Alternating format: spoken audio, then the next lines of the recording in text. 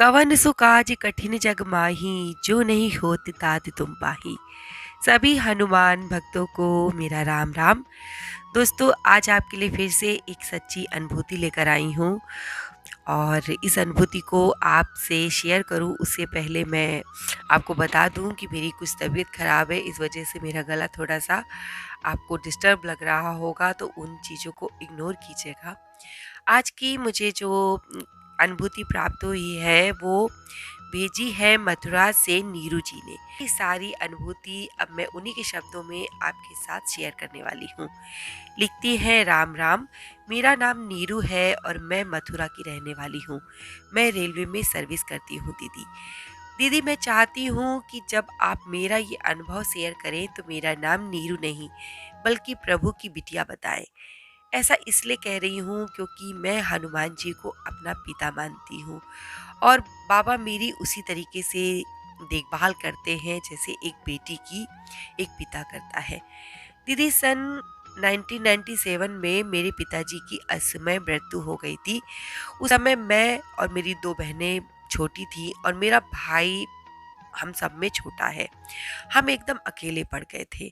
मेरा भाई बहुत छोटा था और मैं अपनी बहनों में सबसे बड़ी थी, इसलिए पिताजी की मृत्यु के बाद उनकी जॉब मुझे मिली। दीदी, मैं काफ़ी पहले से ही मंगलवार को हनुमान मंदिर जाके प्रसाद चढ़ाती थी और हनुमान चालीसा का पाठ भी किया करती थी। पर लास्ट अक्टूबर 2022 में मेरे साथ कुछ ऐसा घट गया कि जिसने मेरा विश्वास हनुमान जी पे और बढ़ा दिया। दीदी, अक्टूबर 2022 में ऑफिस के कुछ लोगों के द्वारा, जो मेरे विरोधी थे, उन्होंने मेरा ट्रांसफ़र दूसरे विभाग में करा दिया, जिस कारण से मुझे बहुत परेशानी हो रही थी। मैं बहुत परेशान थी कि मैं क्या करूं, पर मैंने अपना विश्वास नहीं छोड़ा। जहाँ मैं पहले मंगलवार को हनुमान चालीसा पढ़ती थी, अब मैं रोजाना सुबह और शाम को हनुमान चालीसा पढ़ने लगी और मंगलवार को शाम को मैंने 11 बार हनुमान चालीसा का एक अनुष्ठान करना शुरू कर दिया। मंगल और शनिवार को दीदी मैंने प्याज लहसुन का परहेज शुरू कर दिया। सुबह का तो मेरे पास इतना टाइम नहीं रहता है, तो मैं ऑफिस में ही चली जाकर हनुमान चालीसा पढ़ती थी, पर शाम को मैं दीपक जलाकर घर में हनुमान जी को याद करती और हनुमान चालीसा का पाठ करती थी। इस प्रयोग से मुझे प्रभु की ऐसी कृपा प्राप्ति हुई जिसका बखान मैं आज आपके साथ कर रही हूँ।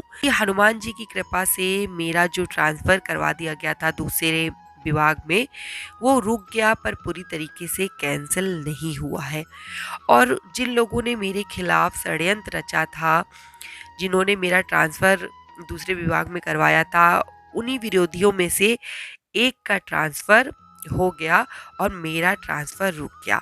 इसे मैं बाबा का चमत्कार ही मानती हूँ। मेरे अंदर दीदी बहुत सारी नेगेटिविटी है। मुझे ऐसे लगता है कि जैसे किसी ने कुछ कर दिया है, मन बहुत अशांत रहता है। पर मैं अपने बाबा को बहुत मानती हूँ और मुझे पता है कि बाबा की कृपा मेरे ऊपर ऐसी रहेगी तो मेरी सारी परेशानियां खत्म हो जाएंगी। जैसे अभी तक बाबा ने मेरा साथ दिया है, आगे भी मेरा साथ देते रहेंगे। दोस्तों, आपको ये अनुभूति कैसी लगी?